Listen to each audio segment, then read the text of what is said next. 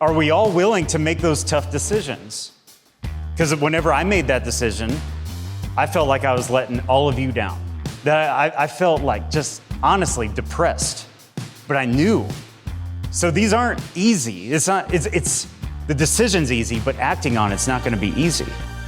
And are we willing to say, you know what? I have to do this. I can't not do this. What is it? What's the next step? I don't know. But as long as I'm dragging whatever it is, as long as I'm not willing to let this one thing go, I cannot step into the next season. I can't open that next chapter.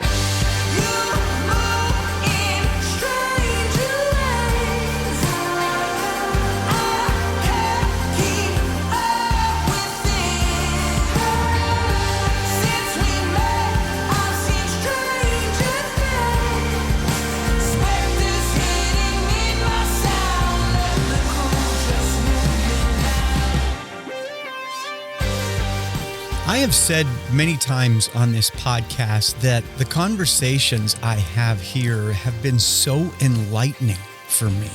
And throughout this set of episodes about the importance of renewing our minds, I am discovering that there are so many different ways to do that, to daily remind ourselves that God's thoughts and ways are so much higher than any of ours will ever be.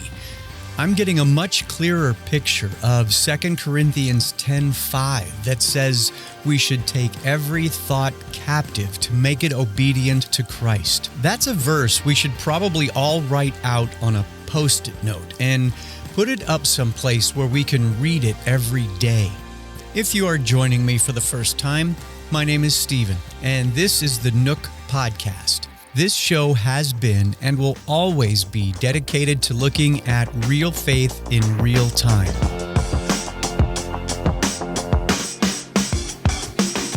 I titled this episode, Renewed Even When It Doesn't Make Sense, because as we learn to follow Jesus closer, there will likely be times when our decisions take on seemingly unconventional forms.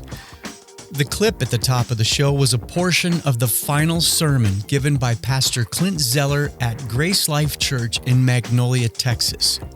Just a few weeks prior to that day, Clint and his wife Laura had made the difficult decision to close down the church plant that had started in 2016.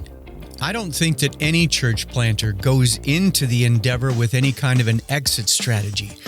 And it's not a choice that can be made without a lot of consideration and prayer. There are times when even our own wise decisions can leave us with more questions than answers. But I believe that it is in those times when our faith grows the most. So settle in for this conversation with Clint Zeller. Because I've worked just enough with church planter and church planter types, at what point did you decide that you were going to start a new church? And was it where you are now, or did you move to where you are now to start that church?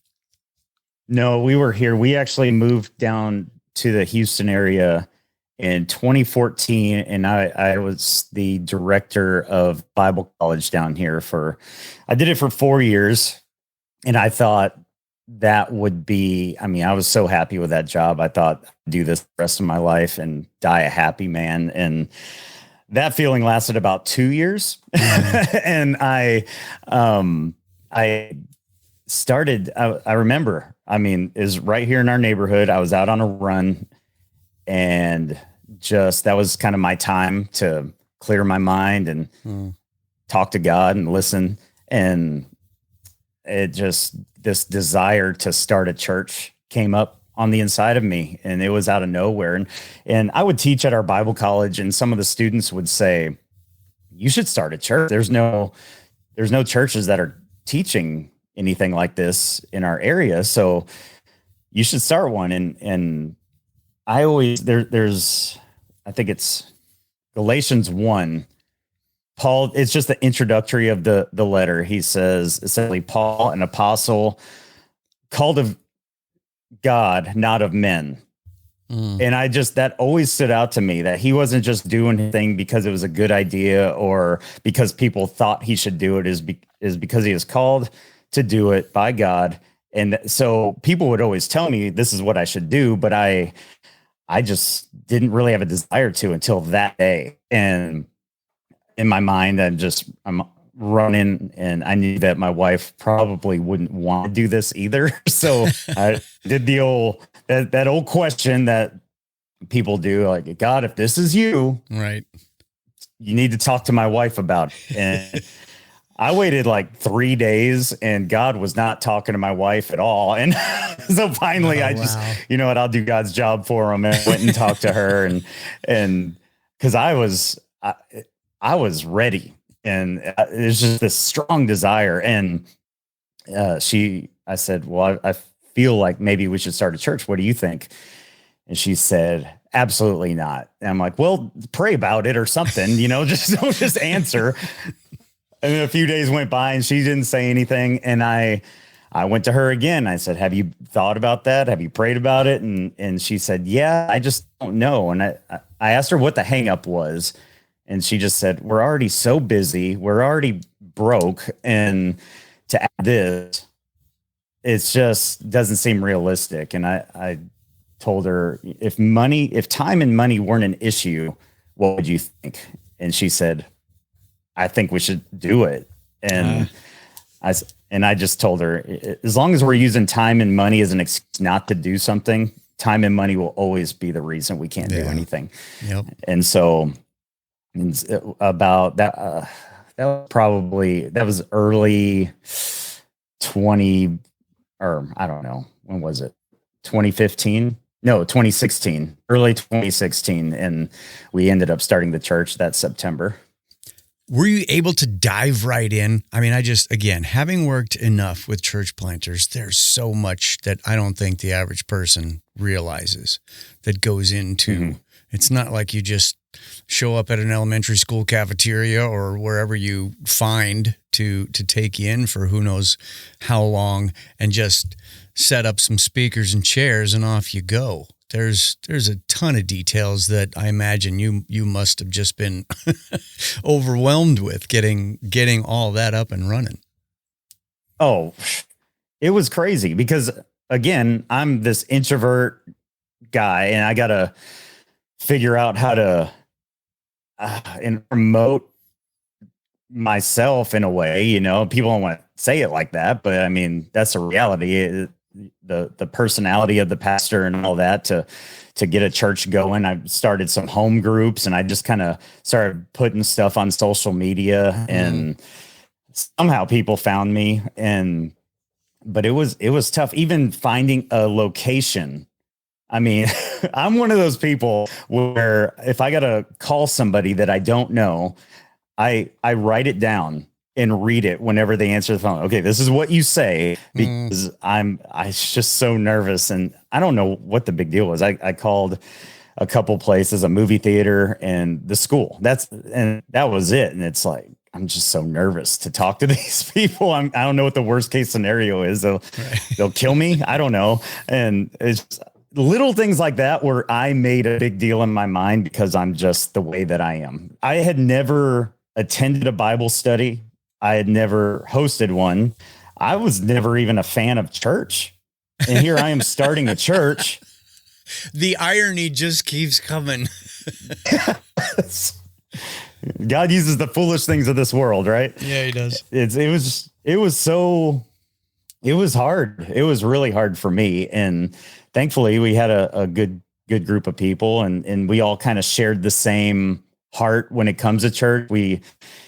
Because today we have the deconstruction people, which to an extent I would fall into, I guess, because you just start to see through a lot of silly things. But then the pendulum swings so far that everyone's, well, I don't need church. I am the church. Yeah. And we can't neglect the power of community, the power of corporate worship. We should neglect that just because it's been abused or done the way that isn't necessarily the way it was originally intended. I mean, man, we just wanted to try to figure out a way to do it differently. And it was a process trying to figure that out over the years. Right. Well, so you get things up and going. What were those early days of first few weeks, first couple of months in the life of that church? We started a school cafeteria, junior high cafeteria, this massive room. It's just huge, big glass walls and super bright. And we didn't have any money. I mean, people talk about when you start a church, you need to have 50 volunteers and $50,000 or something. And we had, I think, $2,000, and man, including kids, we would have like 25 people show up. And that's probably 12 kids there too. So, it was in this giant cafeteria and plastic chairs because we couldn't afford them. And we had our worship leader actually moved down from Kansas City. Laura, my wife, knew her. They grew up together to the same church growing up and all that. So they came down here and helped us. They were tremendous help. And I remember it was anytime we were trying to get some new faces, new people to show up. I mean, if it would be 25 people, we're like, all right, we got to 25. Now we got to get to 30. And then it would go down to like 19 the next Sunday. And we stayed there for a long time. And that's another thing. People don't want to talk about numbers or finances when it comes to a church, but man, it's tough when you don't have either of those things. And it took a while for us to kind of bust. I mean, we're never a large church. We got up to about 100, and then COVID hit, and that was pretty hard on us, and we never bounced back from that. But I mean, the first few years were tough, and not only when it comes to the doing of it. I mean, I was trying to find my lane in what's our purpose, especially down here. There's a ton of churches in this area, big churches all over the place. And that was one thing whenever I felt like the Lord was putting this on us to start a church. You can't hardly throw a rock without hitting a church around here. Do we really need another one in this area? And I just felt like the Lord said, your church is going to be different than any of these churches. And so we just the best we could with that, word. Well, again, since this series that I'm in is about renewing your mind in those early days when you're literally building the boat while you row it, how did you approach things from I'm sure looking at everything that you can see could look a little bit daunting. Well, probably more than just a little bit daunting in keeping the thing going. But how did you stay connected with just you and God, church aside, family aside, just to where you were truly renewing your mind because Jesus is important outside of everything else? Yeah, I think honestly, people in ministry say, don't study it to prepare your message, or don't get into the scripture and all that only to prepare for that. But having that obligation for me really helped me keep the main thing. And so I would still only speak or preach out of the overflow, but it was always fresh for me. Yeah. So whatever I was saying in a church service, it's like, that's what I'm getting for myself right now. I'm not one of those guys that I already know what I'm talking about 6 months into the future. It's like, I don't know what I'm talking about next week. Let's just get over this week and then we'll figure that one out. But, so just that obligation, if you want to call it that, sure. People are dependent on me. So it helped me just with that. I mean, I guess that's what kept me focused on in my personal relationship. Does that make sense? No, absolutely. How did this affect the family? I mean, this had to be a big switch up in how your squad operated with a venture? I don't know. I mean, I realize it can be likened to starting a business, but at the same time, this is a church. There's going to be something very unique about it. So I'm just curious, how did that end up the spilling off into the Zeller family when this was all getting rolling? It was honestly, it was a pretty smooth transition. I mean, it was a lot of work, but my kids didn't really know anything different.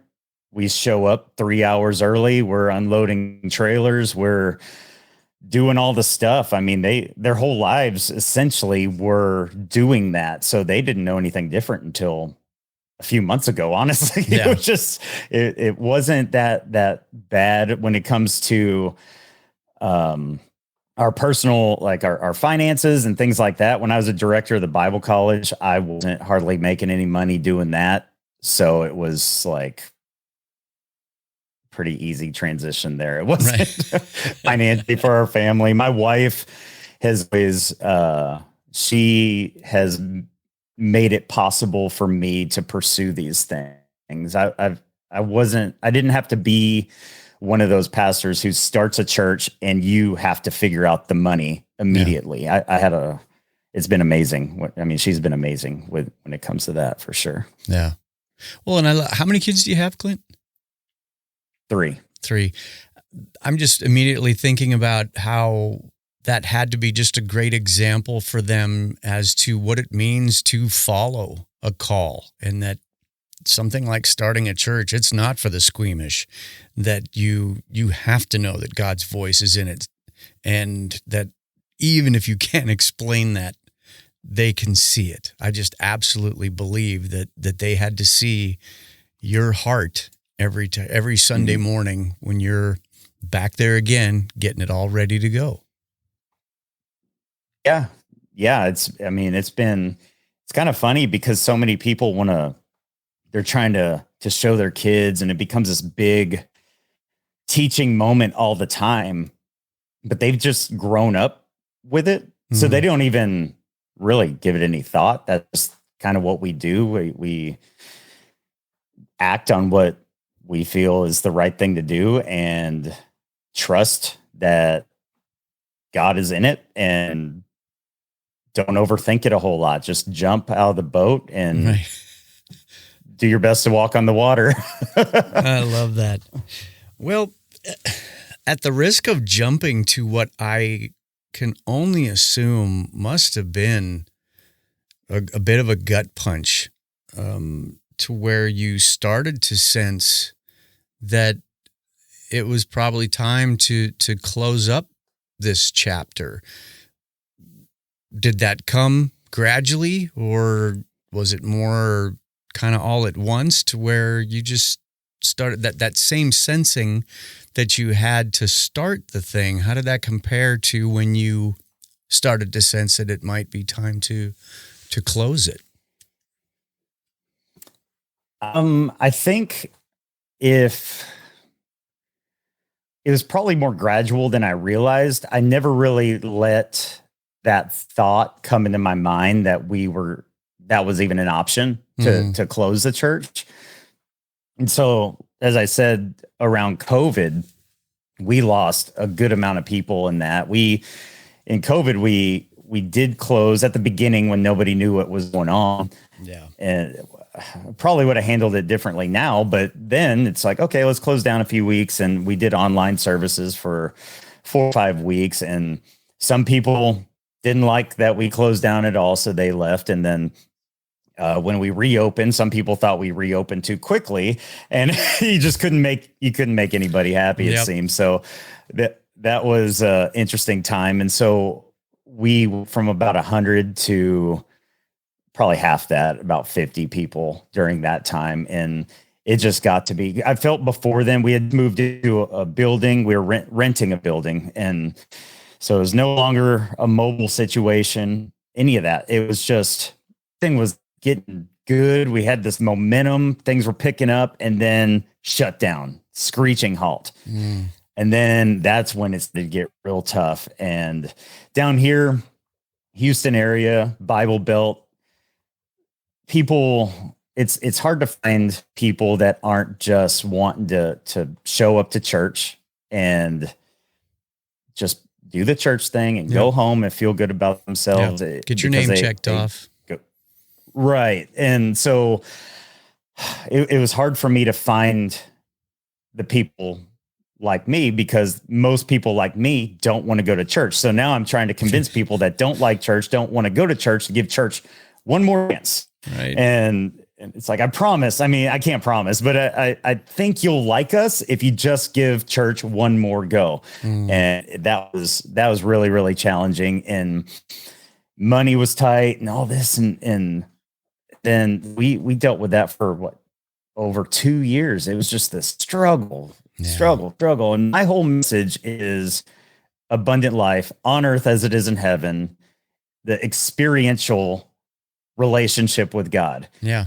And earlier this year, my wife, she just came to me and said, "Do you think we should close?"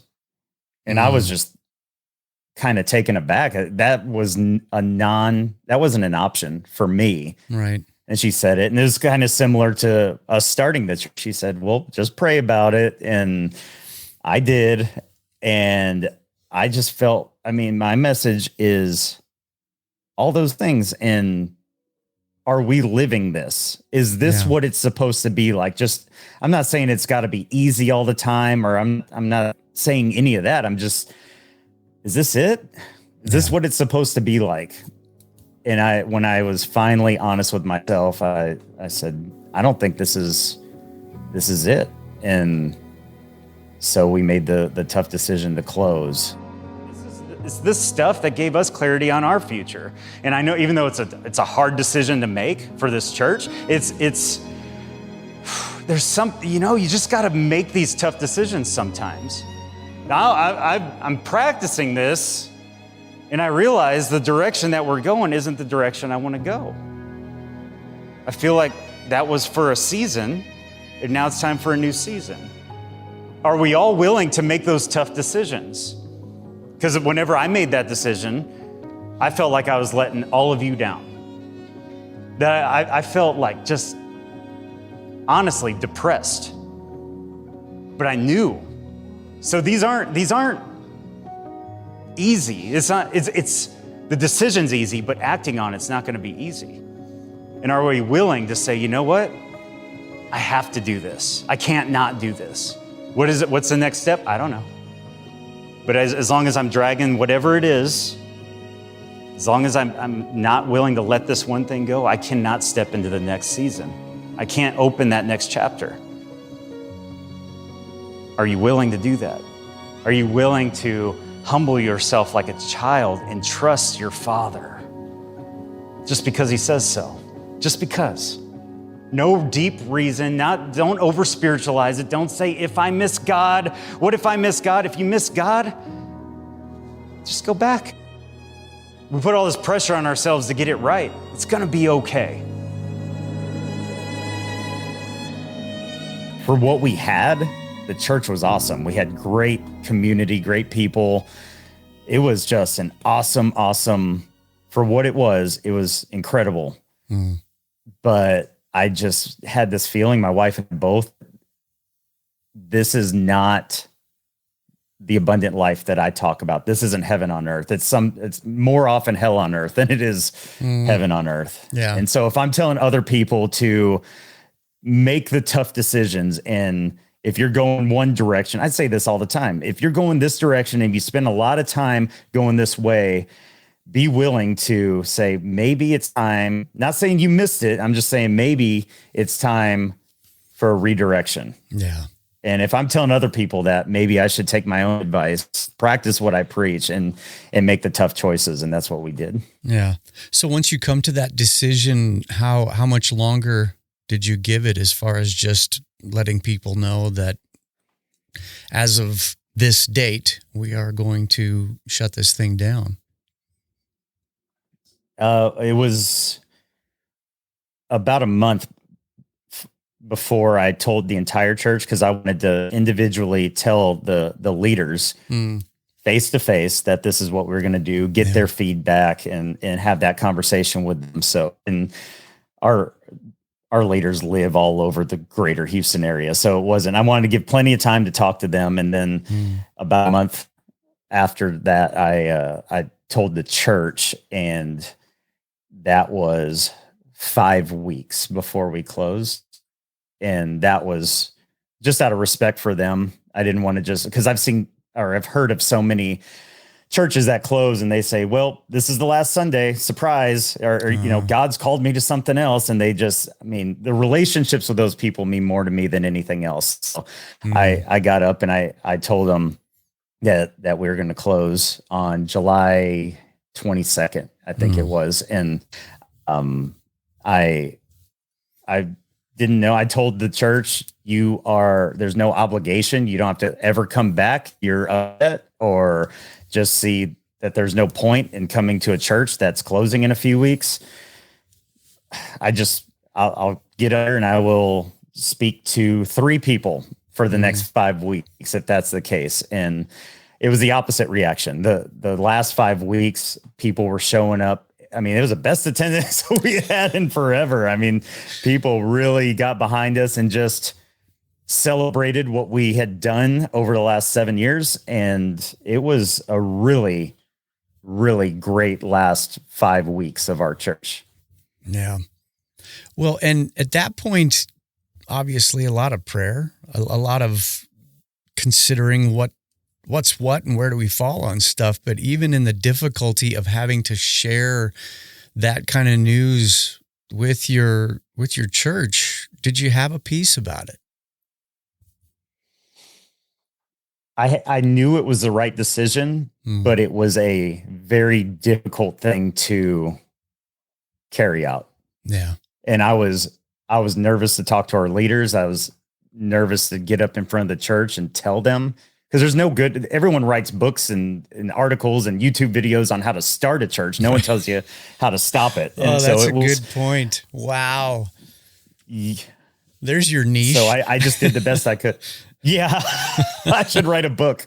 And so it was, even though I knew it was the right thing to do, it didn't make it easy. Yeah, I get that. Clint, I listened to your last message and there were a handful of things in there that I definitely wanted to talk to you about. And I think overall what I loved about the message is that it didn't, in anything, it didn't sound like womp, womp, wah. It didn't sound like poor, pitiful me. It didn't sound like, we gave it the old college try. And you did mention that you felt at certain points, and I have no doubt of that you felt like you were letting that congregation down. But at the same time, you called it a celebration.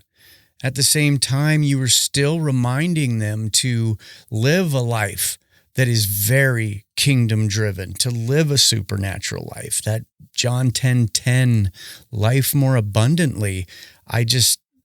Having never met you and trying to put together how I wanted to talk to you about this, I thought, what a fantastic way to close up that chapter that some people would look at as, why bother if it's going to end like that? And you still sent them off. I just have to imagine that everybody that was there that day had to feel encouraged.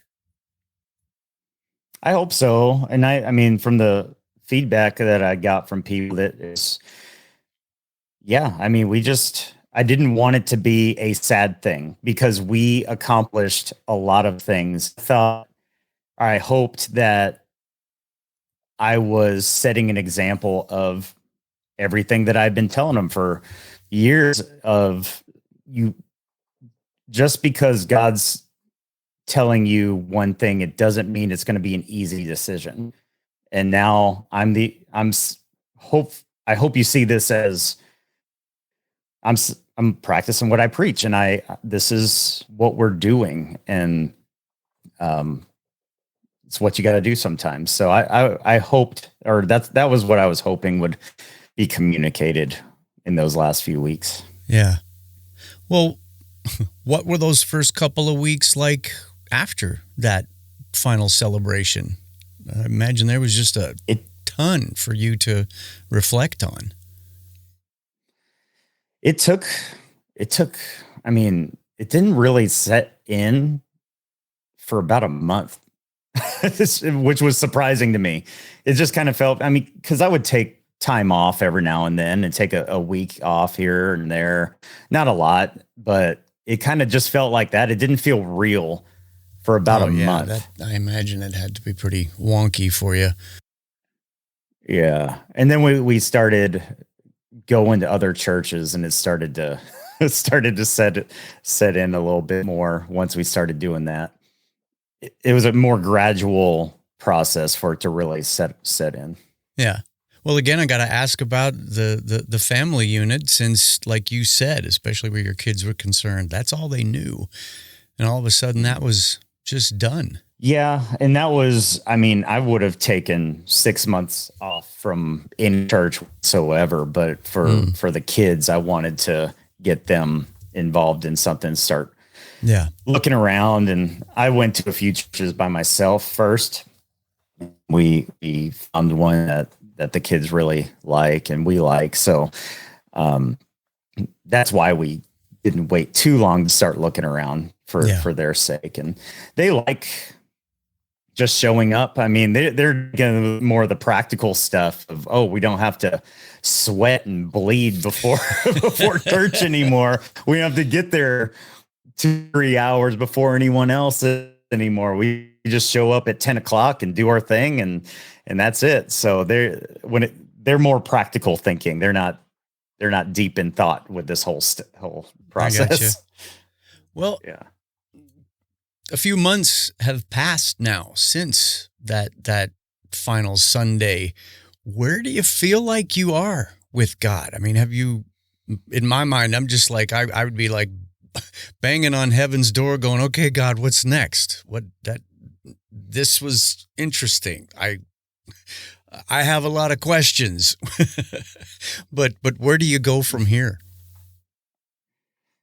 It was, you know how earlier I told you, having the sermons to prepare for and people who were depending on me and all that helped me kind of stay focused. I lost that. And so it was, you would think after all these years, it would just be, I'm just going to sit here and I'm going to keep on seeking and involving God. But there was longer than I'd like to admit, where it was just, I mean, God's here, but I'm not actively seeking, so it was pretty tough emotionally, depression, anxiety, all that, because it was just this huge part of my identity was taken from me. Yeah. That's a big disconnection. It was really hard. And and I did not handle it the right way. And then I don't know if you've been in that place where I'm feeling this way and I know why I'm feeling this way. And now I'm mad at myself for allowing myself to feel this way. And even though I know the answer, it's just, man. And it's just this vicious cycle of everything. And I feel like I'm just now coming out of that, where I can actually start to think clearly. And so it's, as I said, my wife she does well. So it hasn't been this rush to just go find a filler job or anything, but I need to do something with my life. And so I'm getting some clarity on that, I think. I mean, I don't feel like ministry is out of my future. I think pastoring is definitely out of my future, but helping, playing a supportive role or something along those lines, I don't really know, but it's in me, God's gift on the inside of me that I need to use. Yeah. And I just need to find an outlet for that. Yeah.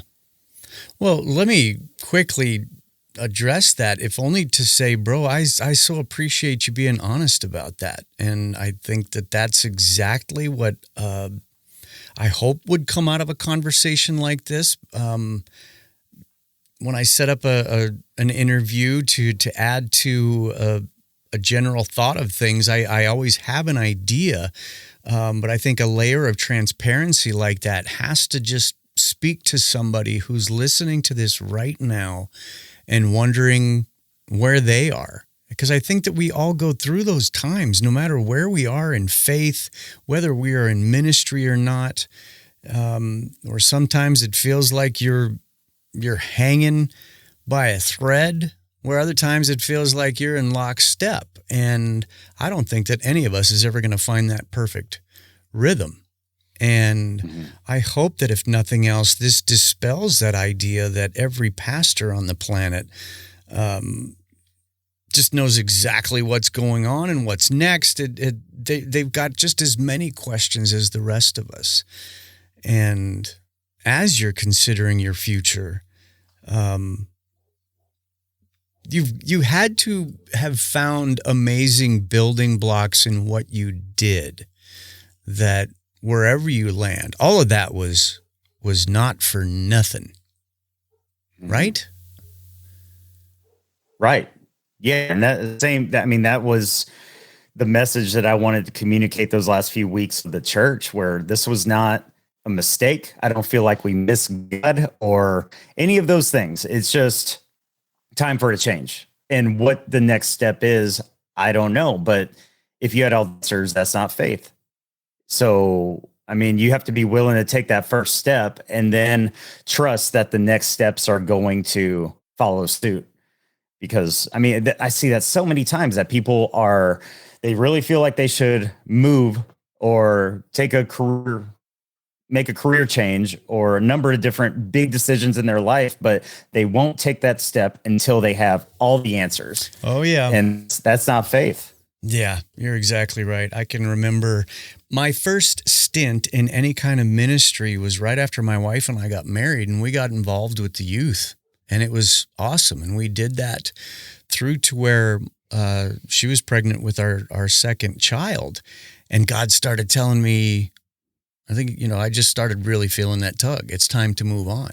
And I remember this is my first, I was 22 years old, 23 maybe. And I didn't know what to do with that.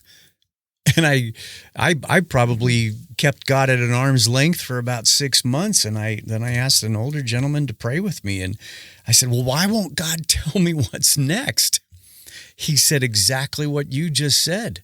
He said, that's not for you to be the least bit concerned. He said, I understand. But it was like, your thing right now is obedience. And that means to be done with this. Even if, he doesn't send you a FedEx package that tells you exactly what you're going to be doing after this. And right. I mean, that's a long time ago now. And I can still remember it like it just happened. And again, I'm going to immediately hope that there's somebody listening to this right now who's in that place where they know that there's more to God. There's more that there is to this life.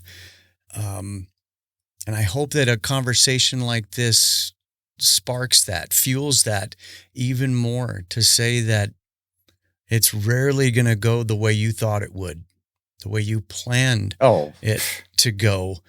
But has it been liberating for you, Clint, to know that even in all that craziness that you were following God?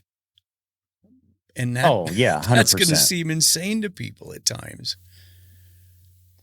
Yeah, we have this idea because, I mean, like I said, my message is heaven on earth, kingdom life on earth as it is in heaven. And we get it in our mind that means there's no difficulties and no pain. And that could not be further from the truth. It's more of this inward knowing. And it's funny because in when we tell our stories, it's always, well, God told me to do this thing, and so we did it, and we lived happily ever after. And so whenever we moved from Colorado down here, we didn't know what we were going to do to make money or anything. We just got this feeling, move down to Houston, and even when I tell the story, so we moved to Houston. It wasn't that easy. It was, oh my gosh, how are we we didn't have any money. How are we going to get a U-Haul? And then something would pop up where I did some video testimonies for people, and that was $2,000. And that's what we needed to get a moving truck and get down here. And there was times that first year we were down here, we didn't have $200. We had to borrow $200 from our in-laws to pay our phone bill just to keep our phones on. And there was nights where my wife was crying because she missed her family and friends and all this stuff. And it was, but we still knew that this is where we were supposed to be.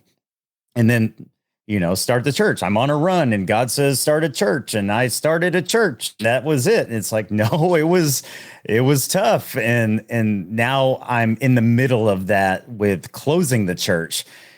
Really strongly feel like that was the right decision, but I'm still walking this thing out as we speak. And I don't think that's talked about enough.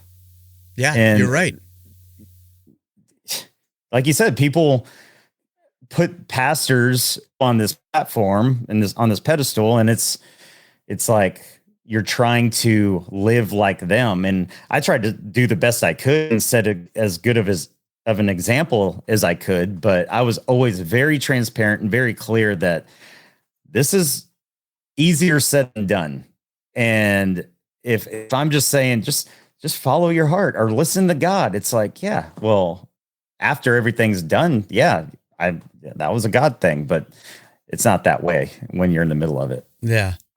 Well, again, to touch on this Romans 12:2 thing, even in the aftermath, and I know you've touched on it a little bit as far as how you're finally getting back to that comfortable place in you and Jesus.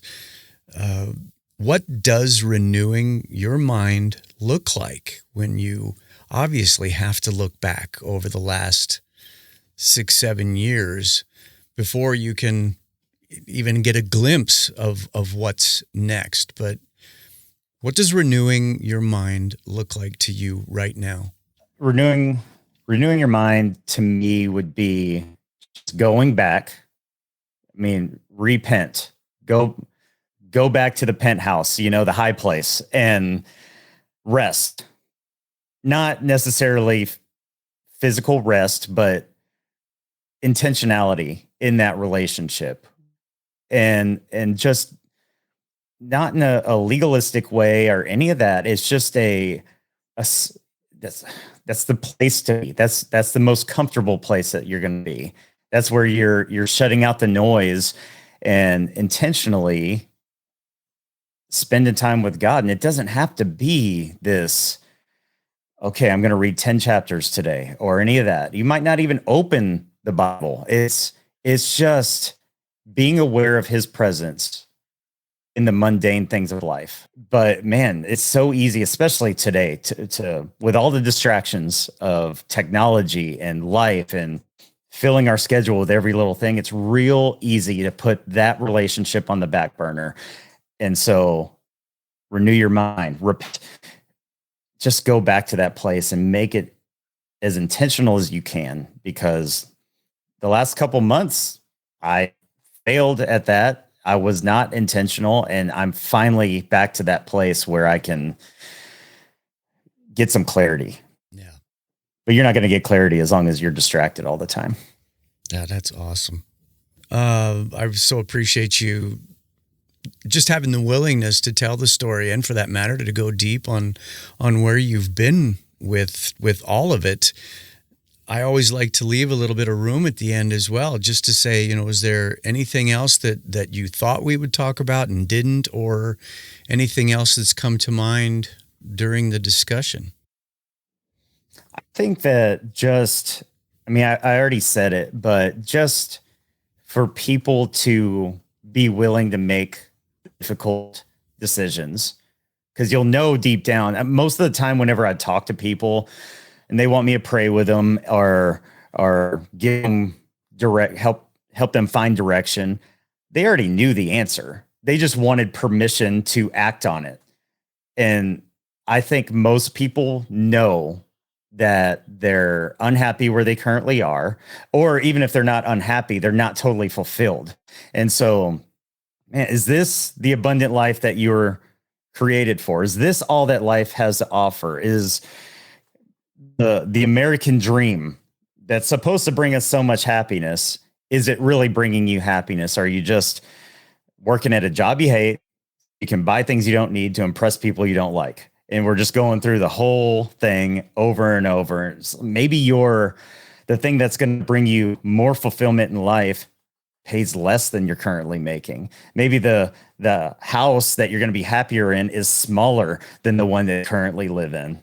I mean, we just, especially in I don't know your circles, but my circles, it's like bigger and all prosperity and all that. Prosperity isn't necessarily monetary. It's a fulfillment in life, and you could be happier with very little than people with very much. It's the same as the rich young ruler, right? Had everything that he needed, but he was missing out on that one thing, and he was willing to let it all go. So I would encourage people to let it go and make the tough choices and give yourself permission to move in a direction that might not make sense to anybody else.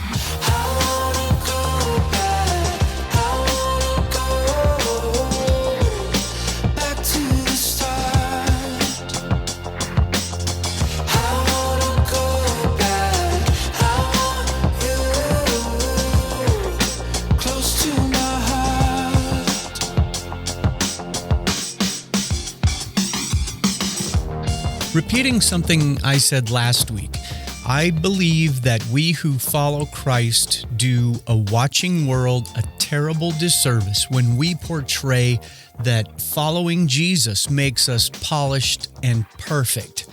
This story is a prime example that real faith is messy, and sometimes it just doesn't make sense. But just like Clint said, if it was easy, it wouldn't be faith. 2 Corinthians 5:7 says that we walk by faith, not by sight. To me, that means taking steps even when you can't see where your foot will land. I will never forget the words of a friend who once told me, when it comes to matters of great faith, never be afraid to fall into the arms of a loving God. If He has asked you to do something big or small, He will sustain you. I've got a link in the show notes for the entire final message that Clint gave as the church closed. It really is a great encouragement, and I hope that you can give it a listen. While you're in the show notes, you will find my email address, along with links to the Nook Facebook page and my social media feeds, as well as a simple and very secure way for you to support the Nook financially. Thank you so much for listening, and I will catch you here next time in the Nook. The Nook Podcast is a production of Sozo Digital Media.